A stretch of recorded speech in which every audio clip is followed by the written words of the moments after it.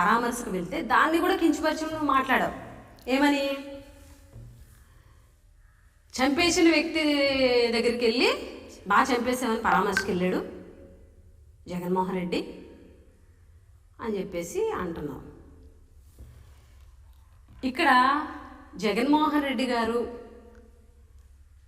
అలాగే వైఎస్ఆర్ కాంగ్రెస్ పార్టీ సీదిరి అప్పలరాజు గారికి ఆయన వైపు స్టాండ్ అవ్వడానికి ఏంటి ఇక్కడ కారణం? అసలు జరిగినటువంటి సంఘటన ఏంటి? మీరు వేసినటువంటి ఎఫ్ఐఆర్ ఏంటి? మీరు వేసినటువంటి కేసులు ఏంటి? యాక్సిడెంట్ జరిగింది. యాక్సిడెంట్ ఏంటి? యాక్సిడెంటల్గా జరిగేది అంటే ఏ ఉద్దేశంతో జరిగింది కాదు అని, ఉద్దేశపూర్వకంగా జరిగింది కాదు అని కాబట్టి దాన్ని యాక్సిడెంట్ అంటారు. అక్కడ పాపం వాళ్ళ అబ్బాయి యాక్సిడెంటల్గా యాక్సిడెంట్ అయ్యింది. పాపం ఆ కుర్రోడు ఉద్దేశపూర్వకంగా చేయలే. అది జరిగిన తర్వాత ఆ కుర్రోడే 108కి ఫోన్ చేశారని కూడా చెప్తున్నారు. ఉద్దేశపూర్వకంగా చేస్తే 108కి ఎందుకు ఫోన్ చేస్తారు ఆ కుర్రోడు? యాక్సిడెంట్కి వేయాల్సినటువంటి సెక్షన్ ఏంటి? నమోదు చేయాల్సినటువంటి ఎఫ్ఐఆర్ ఏంటి? BNS 106(1) BNS. కానీ మీరు వేసినటువంటి ఎఫ్ఐఆర్ ఏంటి అంటే హత్యా నేరం అట. అంటే ఉద్దేశపూర్వకంగా ఆ వ్యక్తిని చంపాలనుకొని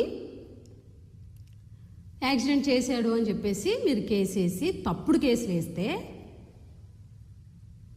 కోర్టు కూడా చివాట్లు పెట్టింది. ఈ మాట వాస్తవం కాదా?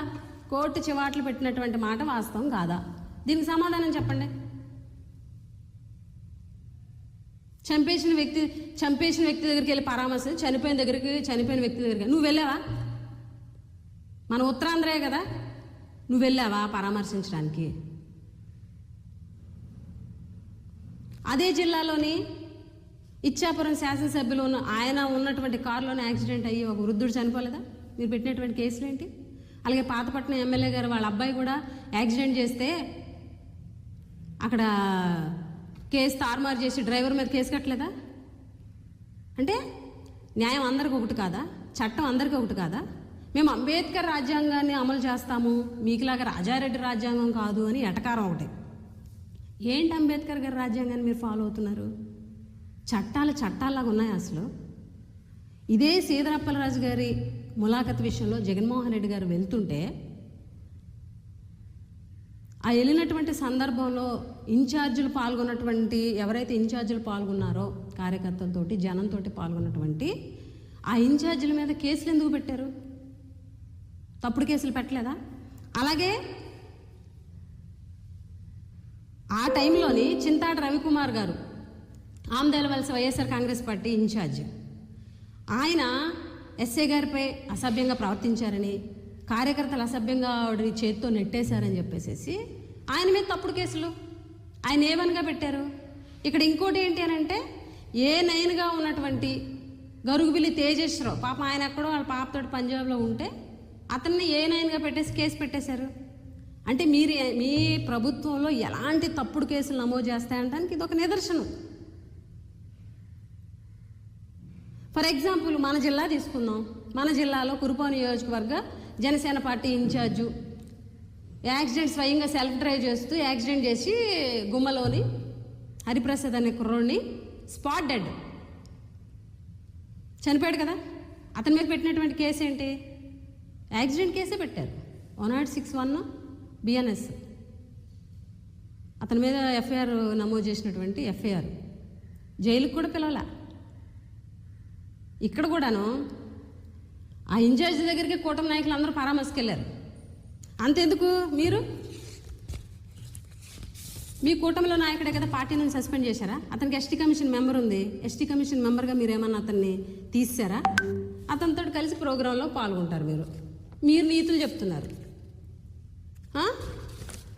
చంపేసిన వాడి దగ్గర అంటే మీ పార్టీకి ఒక న్యాయం, పక్కోళ్ళ పార్టీకి ఒక న్యాయం. ఇష్టం వచ్చినట్టు ఏది పడితే అది మాట్లాడడం అన్నమాట.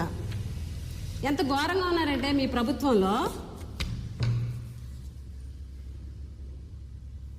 మీరే దాడులు చేసేసి పక్కోళ్ళ పార్టీ మీద తోసాడు. అంటే ఎలా ఉన్నారనంటే మీ తెలుగుదేశం పార్టీలో కొంతమంది అంటే వైఎస్ఆర్ కాంగ్రెస్ పార్టీ నాయకుల మీద, వైఎస్ఆర్ కాంగ్రెస్ పార్టీలో ఉన్నటువంటి ప్రజాప్రతినిధుల మీద కేసు పెట్టడం కోసం సొంత భార్యల బట్టలు చింపేసి కేసేమో ఎమ్మెల్యే మీద నెట్టేసేటువంటి ప్రయత్నం చూసాం కదా మనం. ఏదైతే చెప్పుగిరి మండలం నేమకల్లులోని ఆలూరు కాన్స్టిట్యున్సీలో నాగరాజ్ అని మీ టీడీపీ కార్యకర్త తన భార్య బట్టలు తనే చింపేసి పాప అక్కడ ఉన్నటువంటి ఎమ్మెల్యే విరూపాక్షి గారి మీద పెట్టేసి ఆయన మీద కేసు కట్టించారు. ఏమి ఈరోజు వైసీపీ సోషల్ మీడియా అంతా కూడాను ఆ వీడియోలను బయట రిలీజ్ చేసేసరికి మరి మాట్లాడలే. మీరు సమాధానం చెప్పండి దానికి. మీరు కానీ హోంమంత్రి గారు కానీ ఎందుకు సమాధానం చెప్పరు? ఇలాంటి విషయాల్లో మాకు గొడ్డల పార్టీ ఏదనంటే గొడ్డల పార్టీ 2 హత్యలు 2 కత్తులు గొడ్డలే అని మాట్లాడుతూ ఉన్నారు. ఈరోజు అసలు మీ పార్టీ గురించి ఏమనుకుంటున్నారు తెలుసా? ప్రజలు ఏమనుకుంటున్నారు తెలుసా? గుడ్డలు చించే పార్టీ అయిపోయింది ఏంటి టీడీపీ అని అనుకుంటున్నారు ప్రజలు.